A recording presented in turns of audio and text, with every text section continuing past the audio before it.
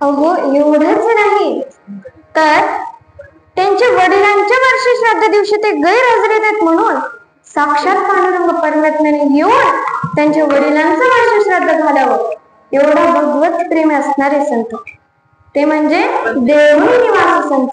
बरं देवहुनी निवासी संत म्हणजे कोणते संत येतात सांग कोणते संत येतात? होय बरं तुझ्या मागची तू सांग. पेपर चिटिंग असते माहिती कीर्तनात का कोणते सांगतात? बरं जाऊ दे टेन्शन नको घेऊ. झुकेगा नहीं साला असं कोण म्हणतं? वा टाळ्या वाजवा की. आता आपल्या गावातील लेकराचं कौतुक आपणच नाही करायचं तर कुणी करायचं? ते कसं असं नाव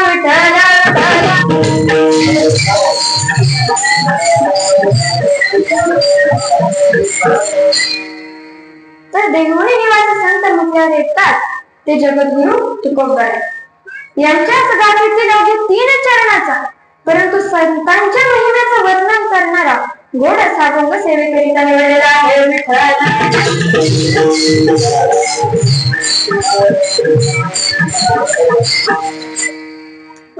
अभंगाद्वारे नेमके आपल्याला जगद्गुरु तुकोबरायांना काय बरं सांगायचं? काय लिहिला असावा हा अभंग? तर ते आपल्याला या अभंगाद्वारे सांगतात की अरे संतांचा महिमा एवढा मोठा आहे की तो अगदी सूर्याला पण कुंपण म्हणून एवढा मोठा संतांचा महिमा आणि तो क्वचितच कुठेतरी पाहायला भेटतो. आणि अशा संतांच्या महिम्यासमोर आपल्यासारख्या बडबड्यांचं काम चालतं का? नाही. एवढा संतांचा महिमा मोठा आहे. आणि मला सांगा कितीही दूध देणारी गाय झाली जरशा होत्या गावरान होत्या कितीही गाया मसाडा होत्या पण काम देणं कोणी होऊ शकणार आहे का? तर नाही. आणि तिसऱ्या शेवटच्या चरणात आपल्याला तुकोबराय सांगतात की तुका म्हणे अंगे भाव येते आपण आणि तरीचा विमान येईल कळो. म्हणजे आपण स्वतः अंगीकृत केल्याशिवाय आपण अनुभवल्याशिवाय आपण इतरांना सांगू नाही. कारण की असं व्हायचं लोकांसंगे ब्रह्मज्ञान आपण कोरडे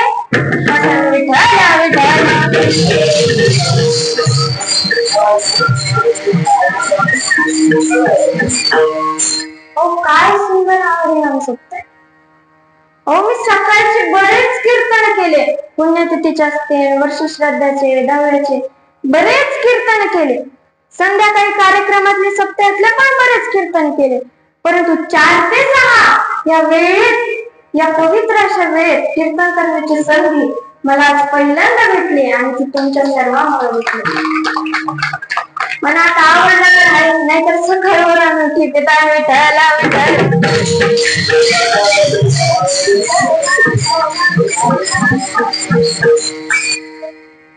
आणि हा आपला सुंदर असा सप्ताह सुरू तो संत वामनदेव महाराज संत भगवान बाबा आणि गणेशानंद महाराज यांच्या कृपा आशीर्वाद आणि हा सप्ताह अगदी सुंदर प्रकारे सुरू आहे. आणि त्यात ज्या महिन्यामध्ये सर्वात उत्कृष्ट सण येतात ज्यांना सणांचा राजा म्हणून देखील ओळखलं जातं असे श्रावण महिना आणि त्या महिन्यामध्ये आपला हा सप्ताह सुरू आहे.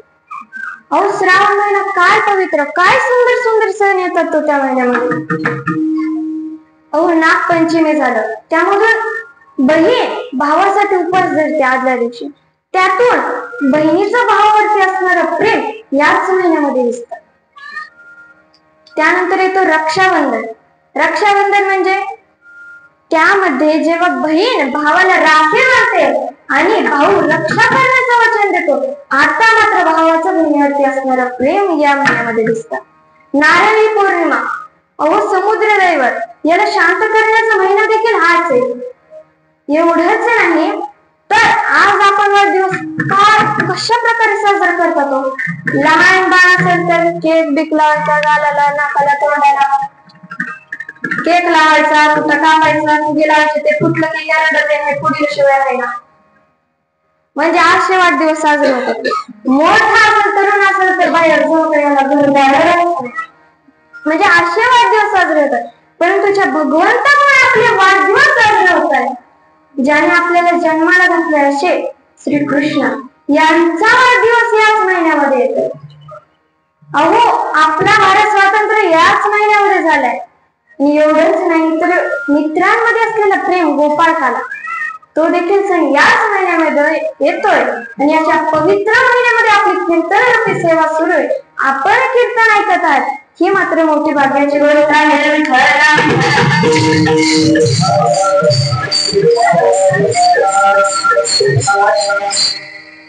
एवढंच नाही तर एक शुभ दिवस म्हणजे गुरुवार. या दिवसामध्ये आपली कीर्तन रूपी सेवा सुरू. गुरुवार हा दत्ताला समर्पित आहे. दत्त या देवतेचा वार असतो आणि हा गुरु या ग्रहाला देखील समर्पित आहे. या दिवशी आपण भगवान विष्णूची आराधना करतो आणि सुखासाठी, समृद्धीसाठी, ज्ञानासाठी, आनंदासाठी आपण याच वारामध्ये, याच दिवशी प्रार्थना करतो. आणि या देखील शुभ दिवसामध्ये आपली कीर्तन रूपी सेवा आहे.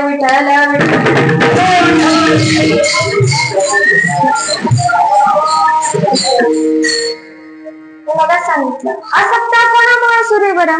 गणेशानंद महाराज, वामनभाऊ महाराज, भगवान बाबा. अहो, जर भगवान बाबाचं नसते तर काय झालं असतं?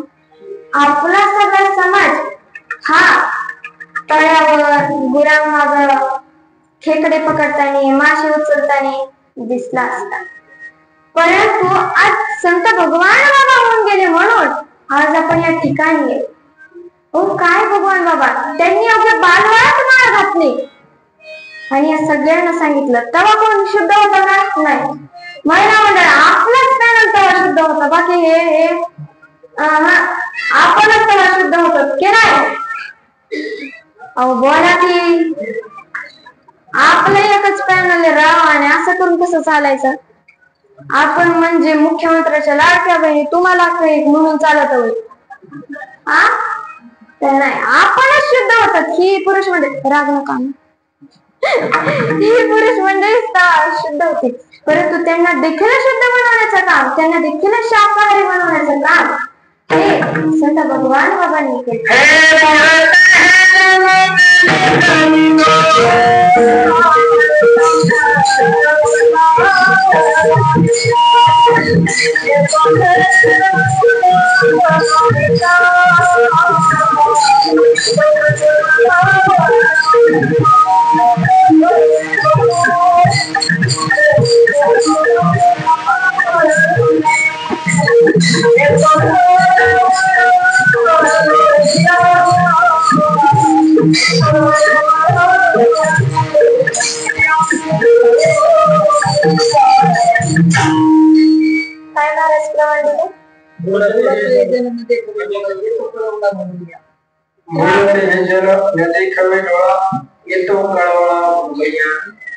म्हणजे हे जो संसारी हे जण लोक आहेत ते जेव्हा वाईट वागतात तेव्हा संतांचा अवतार या भूतलावर होतो. विठ्ठला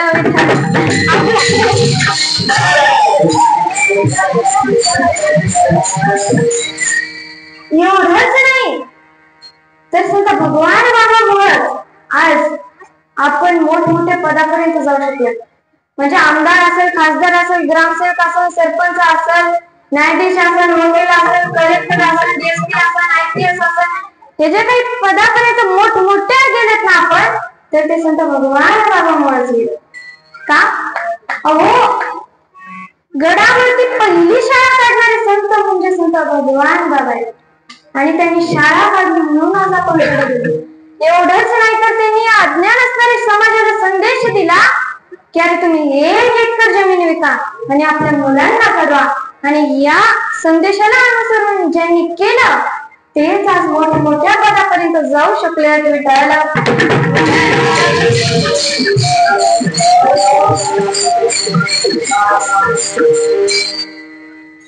अहो, आज आपल्याला कितीही दाढीवाले बुवा भजी ट्रकाची ट्रका भेटते, कितीही भगव्या कपडेवाले भेटते, कितीही महाराज लोक भेटते, प्रवचन काय भेटते, परंतु एक वचनीय सत्यवादी असे मात्र संत भगवान बाबा संत वामनभाऊ आणि गणेशानंद महाराजच आहेत.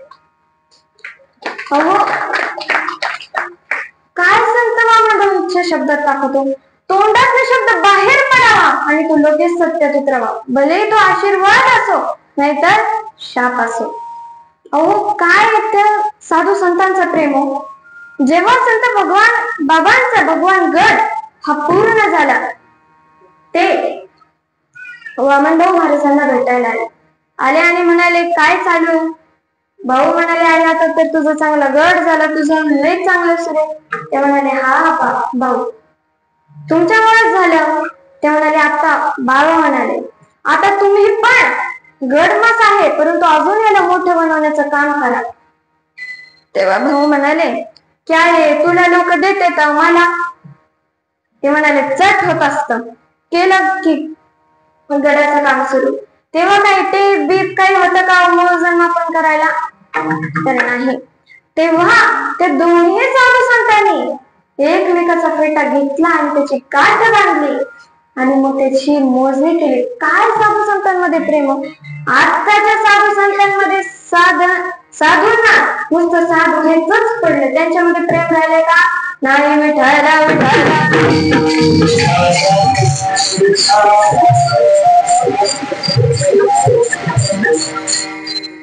साधू संतांचं तर सोडा, नवरा बायको मध्ये आज प्रेम राहिलं नाही, नुसतं एकमेकांचे जिरवायचं बघत.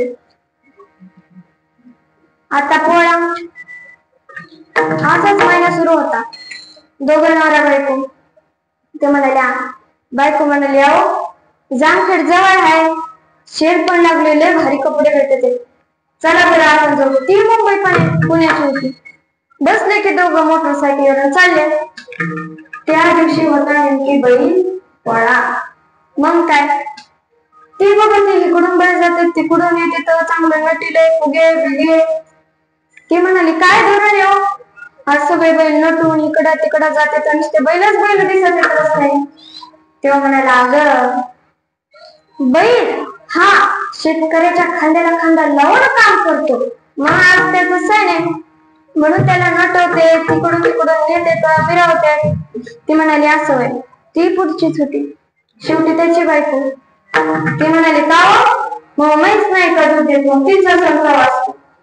आता ते म्हटलं हिच्या पुढे डोकं चालावा बरोबर आहे. तो म्हटला अगं असतो की म्हशीचा सण. तिला आनंदी झाली. कोणता मकर संक्रांती.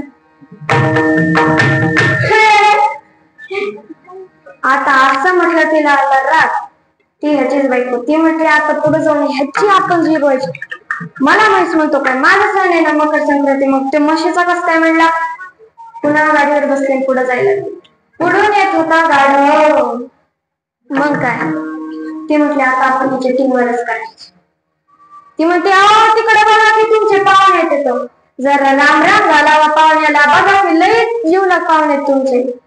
असं म्हटल्या बरोबर ते म्हटलं बरं उतर पाहुणे निघून चालले तर राम राम घालायचं ना. आता ती उतरली. ती म्हणली आता ह्याच्या डोक्यात काय आहे. उतरले आणि ते म्हणते राम राम सासरे बुवा.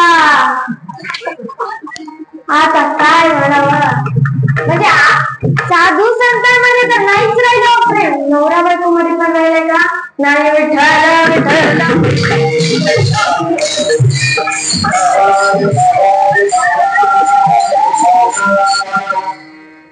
मग काय गडाचं बांधकाम सुरू झालं. गडाचं बांधकाम सुरू झालं आणि झाल्यानंतर त्या गडासाठी लागणारे जे काही दगड पाषाण आहेत ते कोणीही या ठिकाणावरून आणण्याचं ठरवलं आणि हे काम दिलं भाऊंनी जाधवांकडे. मग काय ते कोणी या ठिकाणावरून दगड बैलगाडीने आणायचे, तिथं फोडायचे, तुकडे करायचे आणि आणायचे. परंतु एकदा दगडाचं वजन मात्र खूप, रस्ता नीटच नव्हता, जायला पुरेशी जागा नाही. म्हणून ती बैलगाडी एका शेतकऱ्याच्या शेतातून गेली. त्या शेतामध्ये होतं ज्वारीचं पीक. काही 20-25 चिपाड मोडली गेली. पण ते शेत होतं आपल्या महिला मंडळाचं, म्हणजे एका विधवा स्त्रीचं. आता तुम्हाला माहिती थोडं काय उद्या बायका कशा गरगटा करीत्या माहिती का आपल्याला. अहो ती जी तिथं रडायला लागली, बाई अंगात कधी वाढत होती, आपण याची मुलीची पडा काय करू. जी रडायला सुरुवात केली. अहो हे झालं तर मग तिला गेल्यावर काय असतं बायांचं विचार करा सोडले. अहो स्पीकरचा आवाज त्यांच्या पुढे कमी पडतो. जर कोणी गेला तर, बाई काय झालं, मला लगेच उठत होता, बोलत होता, मला लई काम सांगत होता, आणि आता काय झालं, बोल ना, उठ की बोलणं झालं मला. खरंच उठला त्याने डोळे उघडले तर हिनाची का डांबरी डांबरीने डोळ्यात सुटायची. म्हणजे लई अवघड काम असतं महिना म्हणायचं. तिने केलं सुरू त्या विधवा स्त्रीने. त्यांनी जाधवांना विचारायला लावलं नाही ते झालं तरी काय. ते म्हणाले, अहो आपल्या बैलगाडीकडून काय 20-25 चिपडा मोडले गेले म्हणून ही बाई रडते. भाऊ त्या ठिकाणी आले आणि म्हटले की असं होय, बरं रडू नका बाई, तुम्हाला दरवर्षी किती ज्वारी होते. ते म्हणले काय 4-5 पोते. ते म्हणाले 2 पण होय, तुम्ही रडू नका. तरी ते ऐकत होते. ऐकून घेतलं, जी ताना पाय आपटीत गेली. अहो पण जसे 3-4 महिन्याचा काळ उलटून गेला, नंतर त्या बाईला काय म्हणतात शेतामध्ये मळणी केली आणि नंतर बैलाच्या साईने करतात ना पूर्वी, आता पूर्वी नव्हते, बैलाच्या साह्याने मळणी करायचं ठरवलं. आणि बघते तर काय 4 पोते भरले तरी तेवढे म्हणता 8 भरले. एवढंच नाही तर 10 पोते ज्वारी त्या बाईला झाली. तिला त्यावेळेस त्या भाऊचे शब्द आठवल्याबरोबर तिने 1 पोता घेतला आणि गडावरती नेऊन टाकलं. आणि पुढील 13-14 वर्ष ती प्रत्येक वर्षी 1 पोता गडावरती आणत होती. का घडलं असं? अहो एवढी ताकदच संतांच्या महिम्यामध्ये, संतांच्या शब्दामध्ये हे तुकाराम महाराज प्रवचनात सांगतात.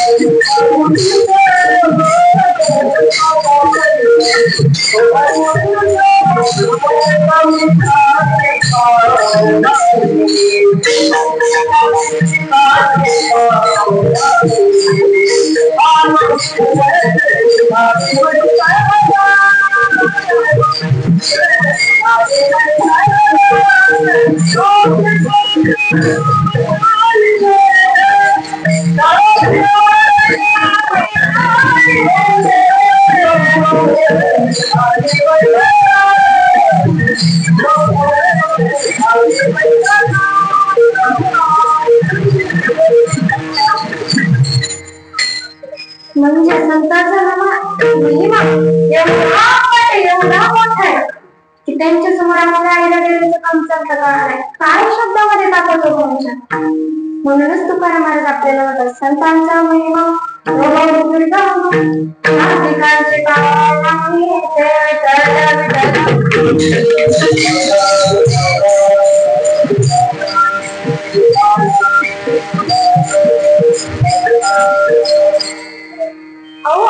आजकालचे लहान मुलं कशाचा हट्ट करता येते सांगता येतात नाही. आणि हट्ट तरी त्यांचा कशाचा असतो. पप्पा चॉकलेटचं दुकान दिसत नाही, पप्पा चॉकलेट घ्या ना, पप्पा लॉलीपॉप पाहिजे, पप्पा कुरकुरे पाहिजे, पप्पा मुरकुले पाहिजे. म्हणजे अशा गोष्टींचा हट्ट करतात नाही. अहो एवढंच नाही, सकाळी पावाला येऊ द्या काय त्रास असतो.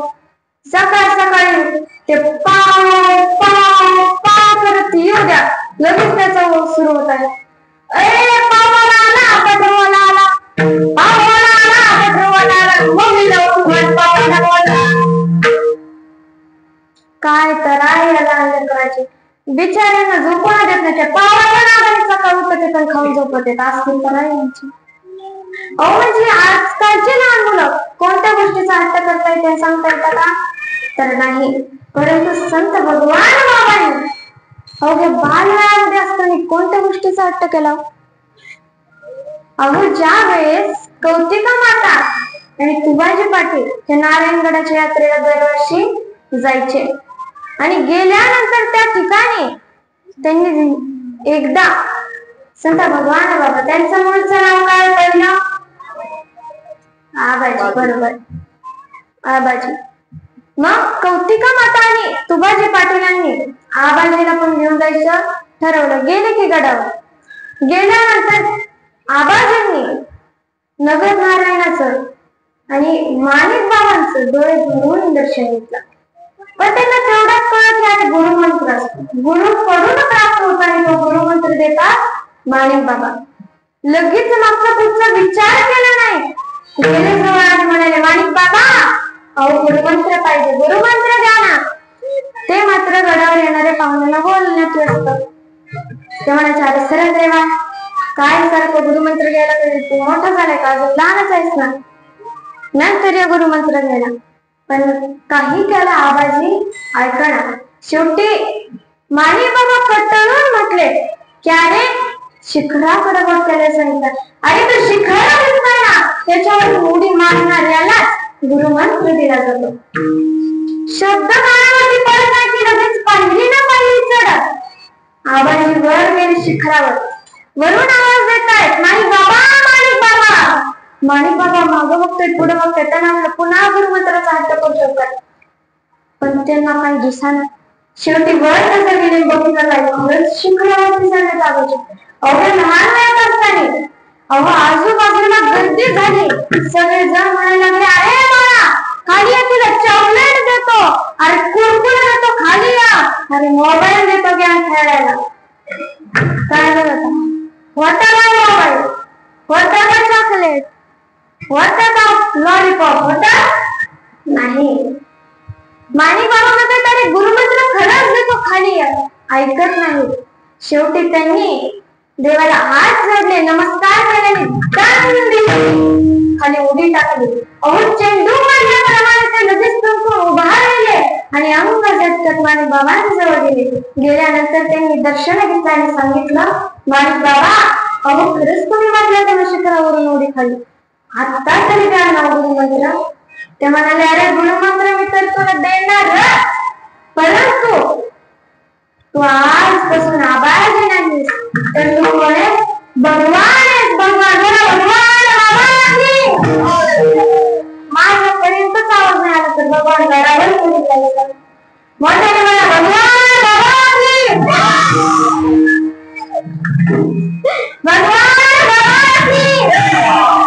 त्या बाळाचे टाळे म्हणजे मी स्वतःसाठी.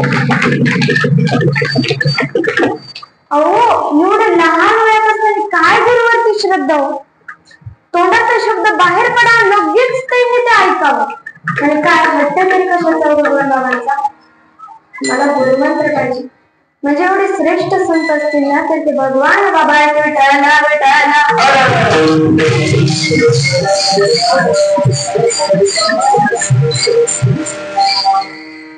पुढे जाऊ. भगवान बाबा हे नारायणगडाचे अधिपती झाले. अहो सर्व भक्तगण मात्र त्यांच्याकडून होते, परंतु दुश्मन प्रत्येक ठिकाणी असतातच. परंतु काय दुश्मनांना वाटलं की अरे हे तिकडून आले लगेच गादी नाही, आपण ही गादी आपल्या ताब्यात करून घ्यायची म्हणजे घ्यायची. लई प्रयत्न केले, एका पण प्रयत्नाला यश आलं नाही. शेवटी भगवान बाबांना गडावरून हकलण्यासाठी, त्यांना त्रास देण्यासाठी एका सुंदर नामक स्त्रीकडे ते दुश्मन गेले, विरोधात गेले आणि पैसे देऊन सांगितलं असं असं करायचं. अहो त्या सुंदर नामक स्त्रीने संत भगवान बाबांवर पोरगीची केस दाखल केली. अहो ज्या भगवान बाबांनी कोणत्या स्त्रीला बघितलं सुद्धा नाही, त्या भगवान बाबांवर पोरगीची केस अहो त्या सुंदर नामक स्त्रीने केली.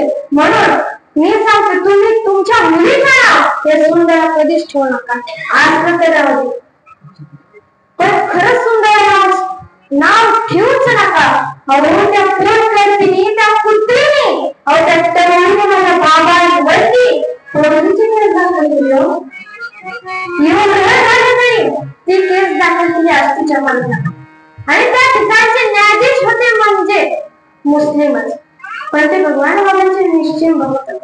आणि त्या ठिकाणी गेल्यानंतर ते सुंदरापुढे बाबा घेतायत आणि नंतर नाव विचारलं, का हो बाई तुमचं नाव काय? सुंदरा. तुम्ही बाबांना ओळखता म्हणजे काय? त्यांच्या जवळ राहते म्हणूनच पोरगीची केस दाखल केली ना. ते म्हणाले, असं एवढं बघू नका. बरोबर, मला सांगा की बाबांच्या कोणत्या पायाला सहा होते? अहो ती बाई गोंधळली ना, इकडं तिकडं बघायला लागली, रडायला लागली, पडायला लागली. चुकलं माझं. अहो हे मला दुश्मनांनी करायला लावलेलं, हे मी नाही केलं. परंतु एवढा आपल्यावरती केस दाखल करून देखील त्यावेळेस बाबा म्हणते, जाऊ दे नाही, जाऊ द्या न्यायाधीशांनी. काय सुविचार होते संतांची पण? अहो ज्ञानोबा देखील एका ठिकाणी सांगतात, चंद्र तेथे चंद्रिका, शंभू तेथे अंबिका आणि संत तेथे विवेका असणे पाहिजे. म्हणजे ज्या ठिकाणी चंद्र आहे त्या ठिकाणी चांदणा आहेच आहे. ज्या ठिकाणी शिव शंकर आहे त्या ठिकाणी पार्वती माता आहेतच आहेत. प्रमाणे ज्या ठिकाणी संत आहे त्या ठिकाणी सुविचार आहेच आहे.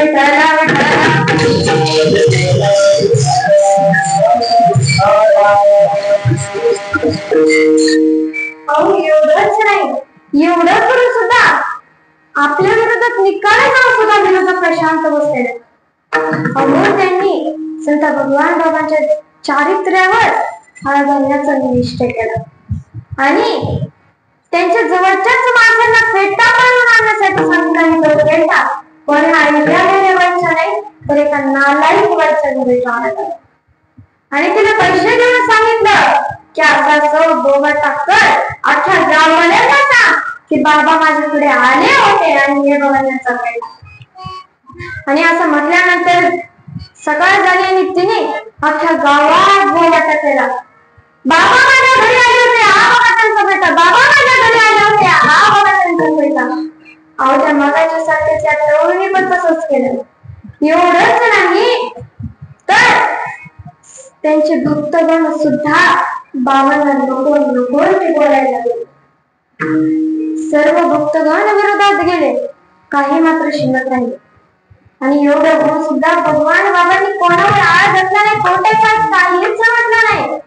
उलट ते म्हणाले, असं माझ्यावर का होत सारखं का? मी एक पुरुष म्हणूनच ना, म्हणूनच ते मला असं गडावरून अंगावण्यासाठी असं करतायत ना. म्हणून ते नदी काठी आले, एकांतात गेले, बघितलं की कोणी आजूबाजूला नाही याची खात्री पटली आणि धारदार दगड घेतला आणि त्यांनी आपलं लिंग कापून टाकलं.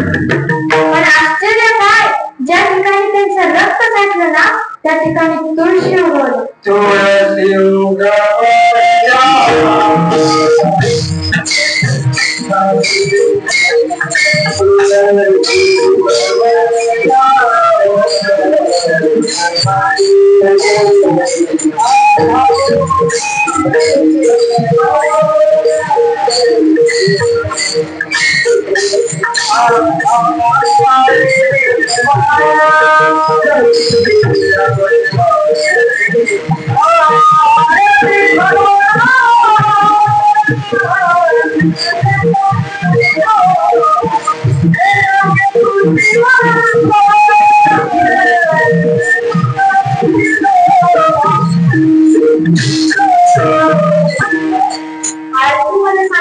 रक्त सांडलेले जाते तिथं काय उगवल्या? तुळशी उगवल्या. रक्तामध्ये सुद्धा एवढी ताकद बाबांची. हे कोणालाच नाही सांगितलं. कसं आपल्या जमिनीवर पाला लावला आणि गडावरती कसे आले. आल्यानंतर झोपले. ते म्हणाले, काय गरज आहे, दुपारी तर बाबा कधी झोपत नाही, आज काय झालं? बघितलं काय, रक्ताचे डाग दिसले, सर्व प्रकार कळला. पुन्हा भक्त साईडला. अहो काय संत भगवान बाबा. अहो या जगामध्ये, या जगाच्या पाठीवर असे एकच संत झाले, पहिले संत झाले की त्यांच्यावरती नको नको तेवढे आरोप करण्यात आले. एवढंच नाही तर जवळच्या माणसाने त्यांचा पेटा नालायक बाईच्या घरी ठेवला. एवढं सगळं होऊन पण अरे दुसऱ्या समाजाला त्रास नको, हे माझ्यामुळे होत आहे ना, मी पुरुष म्हणून होत आहे ना, म्हणून आपलं लिंग कापणारे संत ते म्हणजे संत भगवान बाबाचे. म्हणजे अहो कितीही संत झाले या भूतलावरती तरी ते संत भगवान बाबा होऊ शकणार नाहीये, हे तुकाराम महाराज आपणाच्या द्वितीय चरणात सांगतात.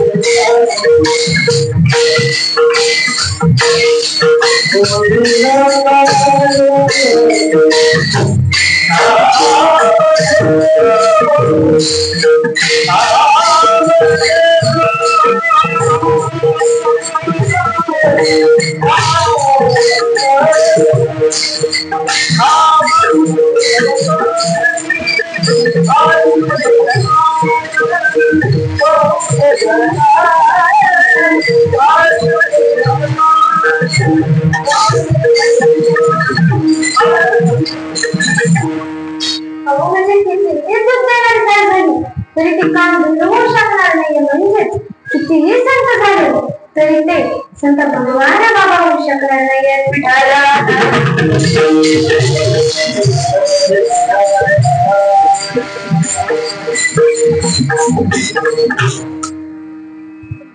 हो मी किती वेळ झालं पाहते, तसं आपलं कीर्तनच उशिरा सुरू झालं, पण तुम्ही टाळ्या वाजवणं, विठ्ठल विठ्ठल म्हणाला. मी म्हटलं ना बरोबर आहे का, हा चुकलंय का, हा चुकीचं नसतं तरी बरं का, नुसतं माझ्याकडे बघत आहे.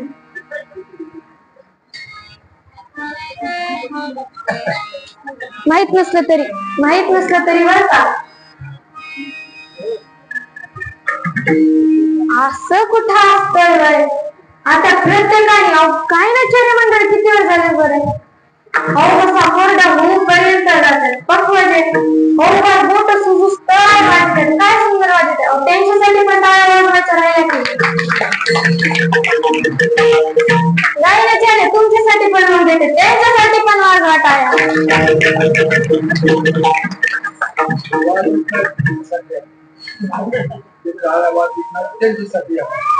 बरोबर आहे महाराज, आता ज्यांनी टाळ्या वाजवल्या नाही त्यांच्यासाठी जोरदार टाळ्या.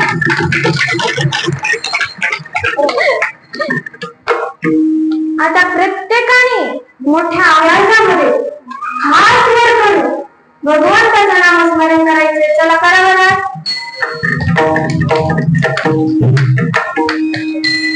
बाबा तुम्ही का मागे राहिला, आपला नाम काय करायचं.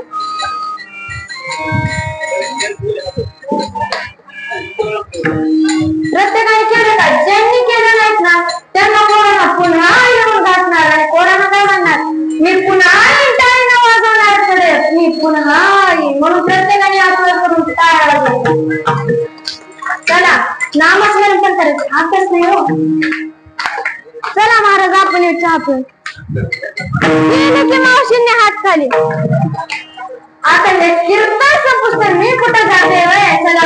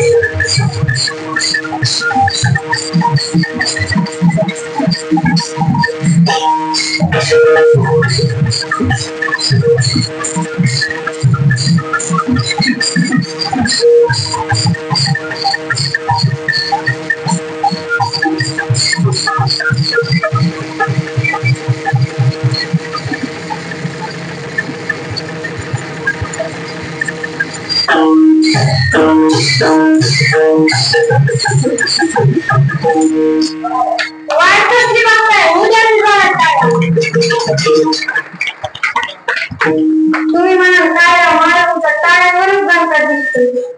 टाळी वाजवल्याने आपलं ब्लड सर्क्युलेशन अगदी चांगल्या प्रकारे होतं.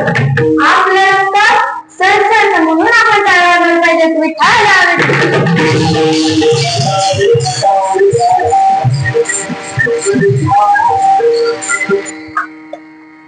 अहो आज खरंच एक गोष्ट सांगावीशी वाटते. आज प्रत्येक घराघरामध्ये वाढली.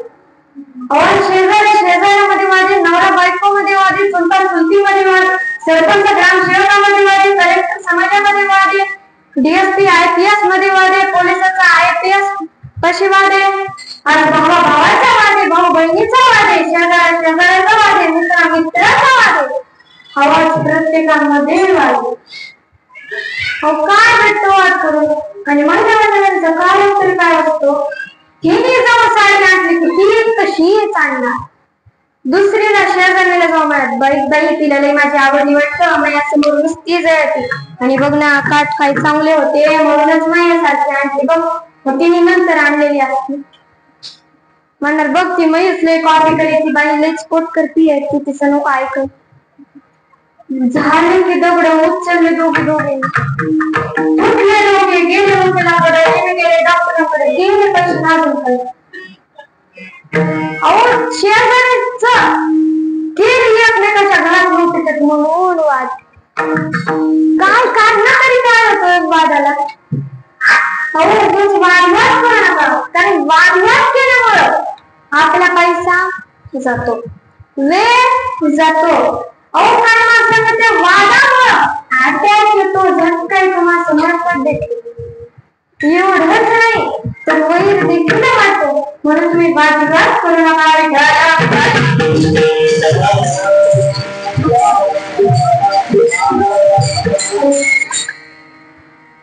हो आपण यामध्ये वादविवाद झालाच ना तर तोडजोड करून मिटवा. काय भेटतो उगाच वादविवाद करून काही नाही.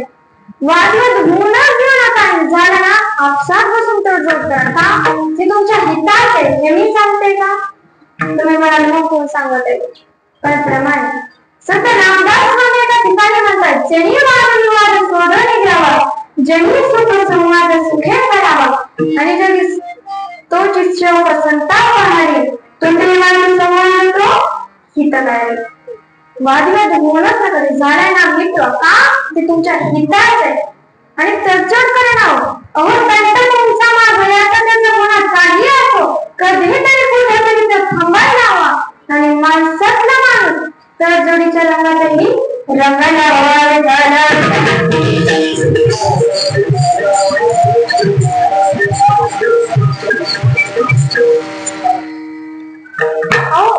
वादविवादाला कारण तरी काय असतं आणि ते जाऊ.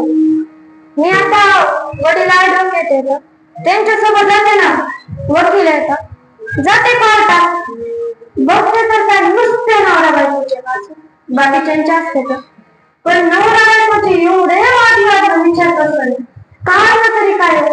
जर बायको चांगली नटली, नथ बीत चांगला आंबाडा बुचडा, चांगली काष्टा बिष्टा घातली, चांगली नटली, बघी या शंकराचं सुरू होतं. माझ्या बैलावाली बघ उन्हाळी गाडी, कोणत्या गल्लीत दौरा, कोणत्या बाईनी भरली हळदी दुकाना, नटली वाटत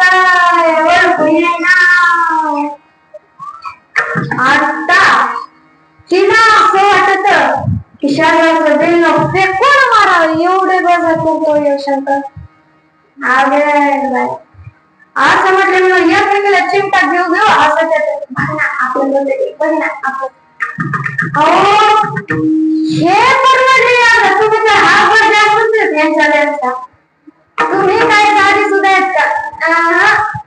अहो जर यांनी चांगलं सेंट बिंट गंध बिन नेहरू जीन्सची पॅन्ट गंध एकदम टाईट मध्ये काम केलं ना बाहेर जाऊ द्या निघू द्या. दोघीची आपण मार्क मुश्रीमानी बघत लई नटला कुठं निघाला कोणत्या हॉटेलवर किती मित्र कोणाकोणाचे कोण आले किती पैसे चालले जी खिशामध्ये हात घालून घालून सांगते नाही पार्वती ही जी खिशात हात घाली ती हित काय तिथ काय बिचाऱ्या बाळ शंकराला वाटतं बनेल वर जावं. आता दुसरं काय वाटायचंय यांच्यामध्येच वादवाद. अहो एकमेकांना चांगलं बोला ना वादवाद कशामुळे होतात? हे आपलं फवाट तुमच्या भाषेत हे ह्याच्यामुळे वादवाद होते तर नीट बोलतात आपण तर नाही. आपण मापात बोलत नाही बिनकामाचं बोलतो. हे ज्ञानोबाने म्हणून त्यांनी 700 वर्षापूर्वी सांगितलेले की मपितळा ढोली बोलीजे मितळा पावली चालीजे निद्रे हे मान तुझे अवसर घे. अहो म्हणजे तुम्ही मापात बोला मापात चला आणि मापात जो घ्या विठाला विठाला.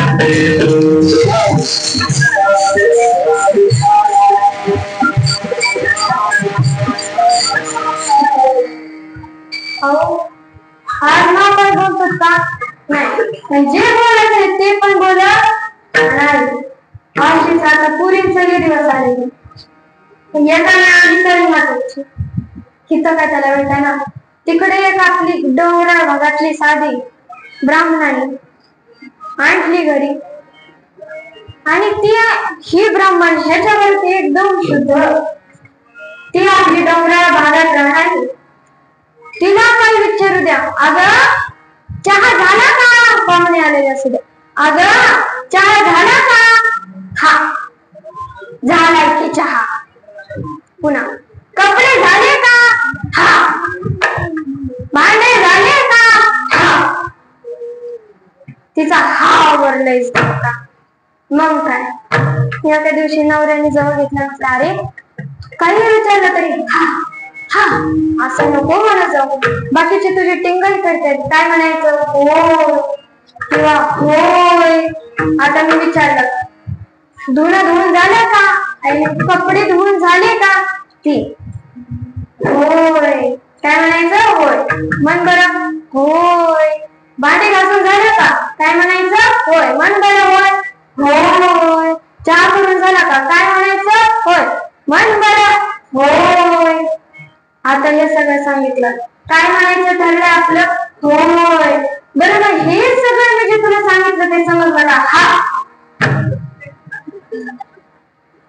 म्हणजे जिद्दीची कोण काय मेल शिवाय जात नाही. जो सांगितलं तेवढं आपण बोलत नाही विठाला विठाला.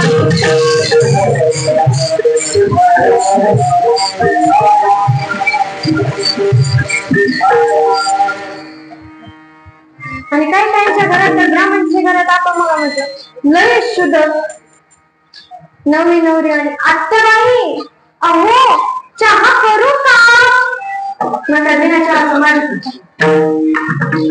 अहो कपडे धुवू का तुम्ही कुठे चालला होय हा असलं. मग त्या वातावरणामध्ये हिच तरी कसं जमणार विठाला विठाला.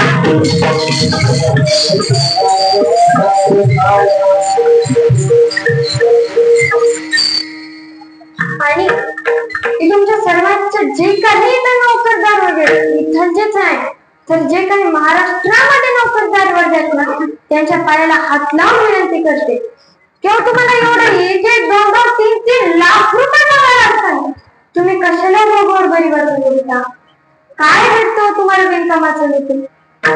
इकडून दिन दुबळ्याचे खायचे पैसे 1000-2000 रुपये पोराला द्यायचे त्याच लेवलावर पोरं पडत आहे. काय करायचंय तुम्हाला या पैशाचं? भेटतंय ना आपल्या पोटापुरतं, राहू द्या ना.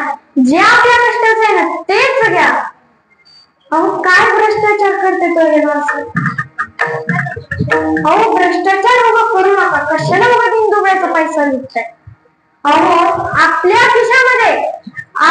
खिशामध्ये पैशांचा खळखळाट असावा, पण त्यामध्ये कोणाचा खळखळाट नसावा. तुम्ही बाकीचं नाटक करायचं मला माहित नाही, पण एवढं वाक्य मात्र तुम्ही गरीबाचा घेऊन जाता. आणि या भ्रष्टाचार नोकरदाराबद्दल म्हणावं असं वाटतं की अरे भ्रष्ट नोकरांनो लागा मनाला, भ्रष्ट नोकरांनो लागा मनाला,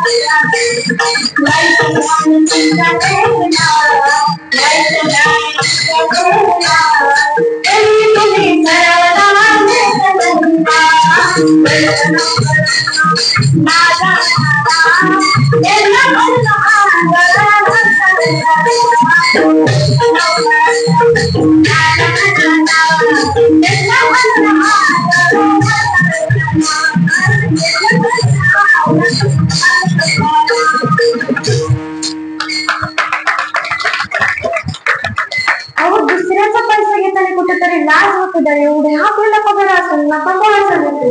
एवढीच तुम्हाला करण्याची विनंती करते.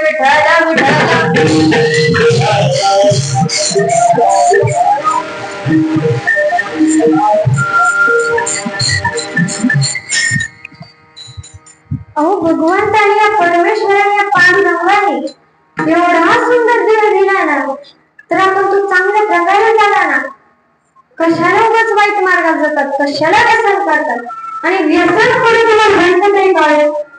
अहो व्यसन आणि फॅशन करून तुम्हाला मिळतं तरी काय? व्यसन आणि फॅशन करून तुम्हाला मिळतं तरी काय? वाईट गोष्टींमध्ये तुमचा कधीच पसरून घेऊ नका पाय. आणि डोळ्यांना दिसणाऱ्या प्रत्येक स्त्रीला जर तुम्हाला म्हणता आलं ना माय, तर तुम्हीच एक आत्ताचे ज्ञानोबा आहे, तुकोबा आहे, छत्रपती शिवराय. म्हणून चांगल्या प्रकारे जगा, उगाच व्यसनाच्या नादी लागू नका. काय भेटतो दारू पिऊन? काहीच नाही. उगाच पैसे जातात, वेळ जातो, त्यामुळे लोक आपल्याला नुसते पागल म्हणतात. पागल कशामुळे? दारूमुळे. म्हणून तुम्ही व्यसन करू नका. व्यसन केल्यावर आपली चव जाते. असेच पावसाळ्याचे दिवस होते, एकाने पिली. आता पावसाळ्याचे दिवस म्हटल्यावर काय भिजून आला, पाऊस सुरू आल्यानंतर संध्याकाळची वेळ, आपली बायको बिचारी शांत, ती चुली पुढे भाकऱ्या थापीत होती. आता आल्यानंतर मला गळा होता म्हणून कपडे बदलले. आणि आता जसे त्याची चढायला लागली तशी त्याची बडबड पण व्हायला लागली. आला बायको जवळ बसणार, सुरू झालं त्याच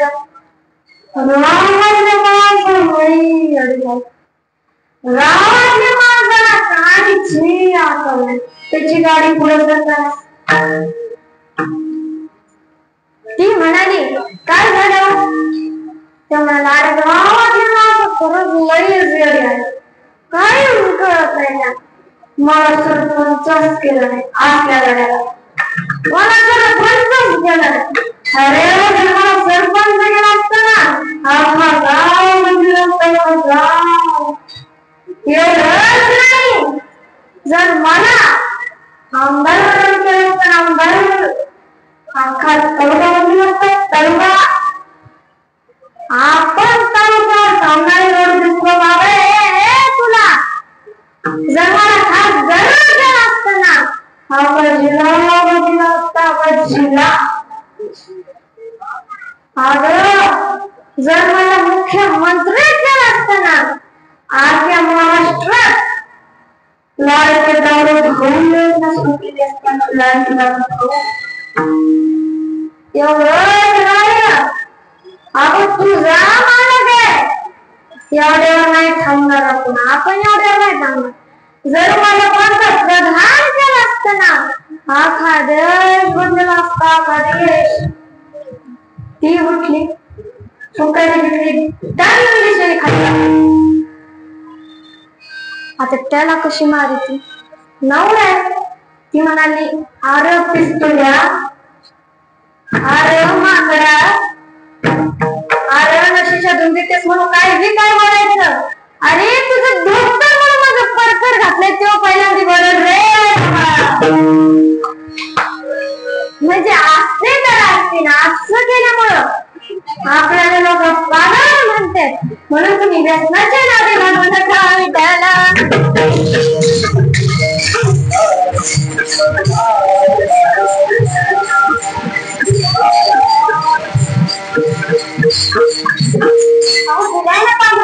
सुंदर असं देणं जगायला चांगल्या प्रकारे. अहो या जीवनामध्ये आपण जन्माला आलेत ना, नेमके आपल्याला करायचं तरी काय? आपलं हित कशात हे देखील आपण जाणून जगावं. अहो आपुल्या हिता जो असे जाणत आहे, धन्य माता पिता तयाची. तुकाराम महाराज पण म्हणतात की अरे जो कोणी आपल्या हिताला जागलाय ना, त्याच्या वडिलांना तुकाराम महाराज दैन्यात देतात. म्हणून चांगल्या प्रकारे जीवन जगाना आणि वाईट कर्म करू नका. का? जर आपण वाईट वागलो ना, तर आपल्याला त्या कर्माप्रमाणेच फळ भेटणार. अहो अनंत पाटील देखील एका ठिकाणी सांगतात, जगी जीवनाचे सार मान जाणी सर्व, जगी जीवनाचे सार मान जाणी सर्व, जैसे ज्ञान सर्वोत्तम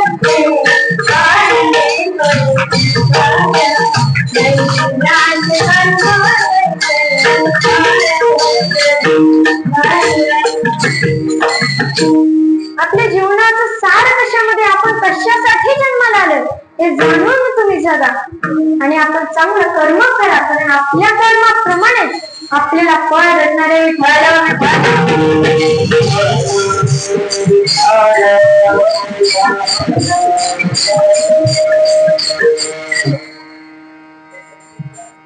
अहो आपण आई वडिलांची सेवा करा. आई वडिलांच्या चरणापाशी संपूर्ण विश्व सामावले, म्हणून त्यांच्या सेवेतला आनंद घ्या. काय आपल्याला आई प्रेम करते? अहो ती आपल्या बाळासाठी आपलं चित्त मन सर्व काही विसरून जाते. अहो तुकाराम महाराज एका ठिकाणी छान सांगतात की मातीची चित्ती अवघी बाळकाची व्याप्ती आणि देह विसरे आपला जवळ घेताशी नाही. हो ती माय ती माऊली प्रत्येक वेळेस आपल्या बाळकाचीच चिंता करत असते. अरे माझ्या बाळाने खाल्ला असेल का, माझ्या बाळाने पिल्ला असेल का, माझा बाळ झोपला असेल का, म्हणजे तिचं सगळं लक्ष आपल्या बाळावरतीच असतं. एवढंच नाही तर ती आपल्या बाळासाठी देह देखील विसरते, आपलं शरीर देखील विसरून जाते. एवढी आई श्रेष्ठ आहे. अहो एक मुलगा त्याची शाळा सुटल्याने ताण ताण करीत आला. आल्यानंतर हातातला दप्तर घेतलं, सोफ्यावर फेकून दिलं आणि लगेच आईकडे गेला, बोलायला लागला की आई तू माझ्या शाळेत का आलीस? अगं तुला माहित नाही का तू एका डोळ्याचीस, तू कस काय विसरली? अगं माझ्या मित्रांनी विचारलं की खरंच तुझी आई आहे का? आता मी काय बोलायचं? ती म्हणाली अरे बाळा तुझा डब्बा विसरला होता रे, तू काय खाल्लं असतं मग, म्हणून मी आले. ते म्हणाले अरे मी काहीही खाल्लं असतं, तू कशाला यायचं? तू एका डोळ्याचीच, एवढं ध्यानात ठेवायचं जरा आणि माझ्या शाळेत यायचं नाही. सारखे कानावरती शब्द पडत होते, तू एका डोळ्याची, तू एका डोळ्याचीस. पण आई मात्र काहीच बोलली न जेवता झोपायला गेली. बाळाने देखील काहीच खाल्लं नाही, मुलाने देखील काहीच खाल्लं नाही आणि दबक्या आवाजामध्ये रात्री रडत होती. का? एवढं होऊन सुद्धा माझं बाळ माझ्या रडण्याच्या आवाजाला उठू नये म्हणून अवघ्या दबक्या आवाजामध्ये रडत होती. मुलाला कळलं, त्याला काहीच वाटलं नाही. अहो असंच करता करता त्याची 10वी झाली. 1 नंबर आला शाळेमध्ये, शालेय ज्ञानाने मात्र हुशार, परंतु आई वडिलांसोबत कसं वागायचं याचं ज्ञान मात्र त्याला कमी. आणि त्यांनी सांगितलं मला माहितीये तू येणार शाळेत, पण मी सांगून ठेवलंय ध्यानात ठेव, तू शाळेत यायचं नाही. पुन्हा मित्र ज्यांनी बघितलं नाही ते मला चिडवते. ती म्हणाली बरं नाही येणार. मुलगा पुढे गेल्यानंतर आई हळूहळू चलत आली. सगळ्यात शेवट उभं राहिली. का? तिला तिच्या डोळ्यांनी आपल्या लेकराचं मुलाला तोंडून बघायचं होतं. माझ्या मुलाने केलेल्या मेहनतीचं फळ तिला बघायचं होतं. आणि नंतर त्याचं नाव पुकारलं. स्टेजवर आल्यानंतर त्याला हार घालण्यात आला आणि वरून सगळ्यात शेवटचा नजर गेली. बघितलं तर काही आईच. घरी आल्यानंतर पुन्हा घाईने त्याने बॅग भरली आणि म्हटलं अरे तुला सांगितलं होतंच ना नको, आता मी चाललो असं म्हणून तो निघून गेला. आणि शेवटी जाताना पण म्हटला तू एका डोळ्याची का विचारतेस, नको म्हटलं तरी काय येतेस माझ्या शाळेत. आणि म्हणून तो शहरामध्ये निघून गेला. तिथेच नोकरी लागली, मोठं झालं, लग्न केलं. त्याला मुलं बाळ देखील झाले. इकडून मात्र आई प्रत्येकाला विचारायची बघितलं का कुठे गेला माहिती का गावात. तर शेवटी कळलं की अरे पत्ता सापडला. विचारत विचारत माझ्या नातवाला माझ्या बाळाला वाटत म्हणून त्याने चिवडा वड्यांची लाडू केलं आणि घेऊन गेले. बघितल्यानंतर बाळांनी दरवाजा उघडला, ते घाबरले. मुलाने ओळखलं की आई. ते म्हणाले अरे एवढं होऊन सुद्धा की अगं तुला कळत नाही का, तू येता आहेस, माझे मुलं तुला घाबरलं नको. नीट बरं इथून, अजून काय राहिलं का घाबरायचं नाही ना, नीट इथून. आईला खूप वाईट वाटलं. डसा रडत होती. तिने ते करंजा लाडूचा डब्बा तिथंच ठेवला आणि वापस आली. आल्यानंतर काही दिवसांनी त्याला गावामध्ये काम आलं. आल्यानंतर त्याने बघितलं घरासमोरूनच जाण्याचा रस्ता. आल्यानंतर त्यांनी पाहिलं घराला पोलीस आहे. कस काय? शेजारच्या मावशींना विचारलं. ते म्हणाले अरे तुझी आई गेली. कोण लावला रे? तू नाही आलास बा, उचलला नाहीस फोन. तरीही त्याला काही वाटलं नाही. शेवटी त्यांनी सांगितलं अरे थांब, तुझ्या आईने चिठ्ठी दिली आहे, एवढी तुला द्यायला सांगितली घे. आणि म्हणून त्यांनी चिठ्ठी घेतली. घरी आल्यानंतर चहाचा कप तोंडाला लावला. चिठ्ठीचा आठवण गेली. त्यांनी ती चिठ्ठी वाचायला काढली. अहो ती चिठ्ठी जसं तो वाचत जात होता ना, त्याच्या डोळ्यात नुसते अश्रूचे थेंब गळत जात होते. शेवट त्यांनी वाचला. त्यांनी आई मोठ्याने हंगाला पोहोचला. तुम्ही म्हणाल अरे लिहिलं तरी काय असेल त्याच्यामध्ये, तर त्याच्यामध्ये आईने लिहिलं होतं की अरे बाळा आतापर्यंत तू माझा तिरस्कार करत गेला का, मी एका डोळ्याची, मला एक डोळा नाही दे, परंतु अरे तू मला विचारलं काय होतं की आई तू एका डोळ्याची काय, तुला आज सांगते बाळा, माहितीये तुझ्या डोळ्यात एक कवनात गळणार आहे, पण आज सांगते की अरे जेव्हा तुझे वडील आणि तू जात होतास ना तेव्हा त्यांचा बसचा ऍक्सिडेंट झाला. अरे वडील तर नाही वाचू शकले, पण लहान आहेत असताना तुझा एक डोळा मात्र गेला रे. पण तेव्हा तुझं खूप काही आयुष्य राहिलं होतं, तुला शिकायचं होतं, मोठं व्हायचं होतं, म्हणून मी माझ्या या डोळ्याचा मागचा पुढचा विचार केला नाही आणि तुझ्यासाठी माझा एक डोळा दिला रे, म्हणून मी एका डोळ्याला काय प्रेम असतं आईचं. एवढं सगळं होऊन पण तिने सहन केलं. एवढंच नाही, लाडू करायचे आपले वाढले त्याने एवढा हुंदर दाखवला ना. अहो म्हणून आपले आई वडील आहेत ना तोपर्यंतच त्यांची सेवा करा, त्यांच्या सेवेचा आनंद घ्या, हेच मी तुम्हाला कळवायची विनंती करते.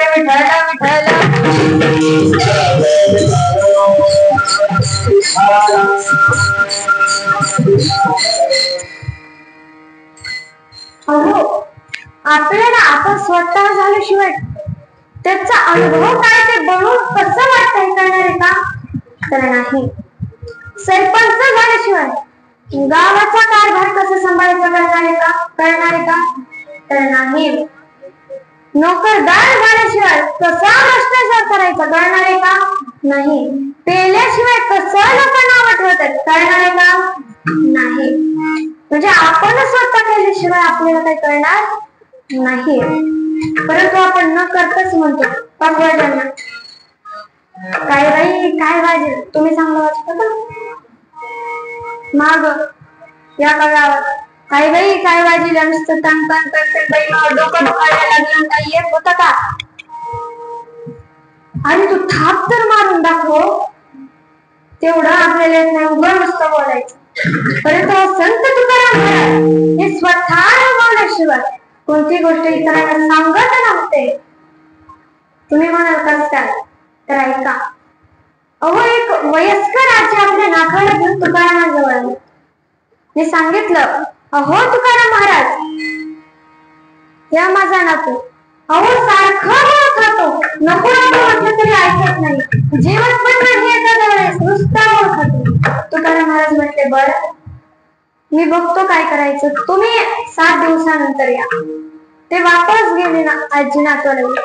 पुन्हा आल्यानंतर तुकाराम महाराजांनी त्याला बसवलं आणि सांगितलं, बाळा, अरे गुळ खाल्ल्याने आपल्या शरीराला त्रास होतो, तू गुळ नको खाऊ, आणि गुळ खावा परंतु थोडासाच, तू आता कमी कमी खायचं कर गुळ, मग तुझी सवय सुटून जास्त गुळ खाय.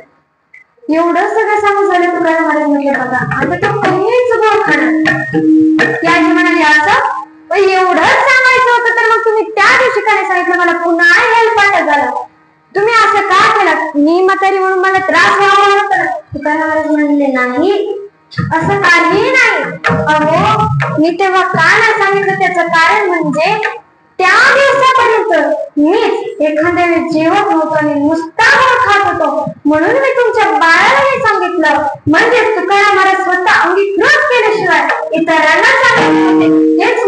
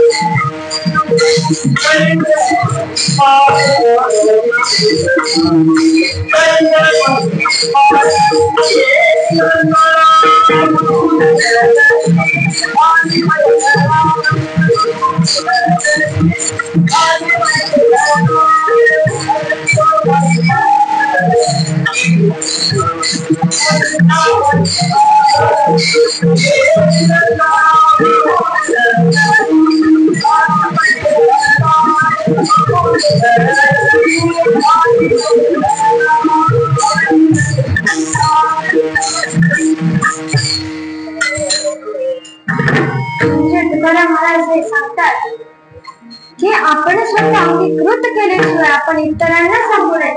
आणि या भंगाद्वारे आपण हेच लक्षात घेतलं पाहिजे आणि कोणत्याही गोष्टीचा महिमा न जाणता, त्रास न जाणता इतरांना गोष्ट सांगू नये, एवढीच तुम्हाला कळकळीची विनंती करते. आणि तसा उशीरच झाला कीर्तन रूपी सेवा सुरू व्हायला, परंतु आपला हरिपाठ म्हणे अजून, म्हणून ही झालेली कीर्तन रूपी सेवा संत भगवान बाबांची, संत वामन चरणी आणि संत गणेशानंद महाराज तसेच तुम्हा श्रोते मंडळींच्या चरणी समर्पित करते. आणि या कीर्तन रूपी सेवेला इथेच पूर्ण ज्ञानेश्वर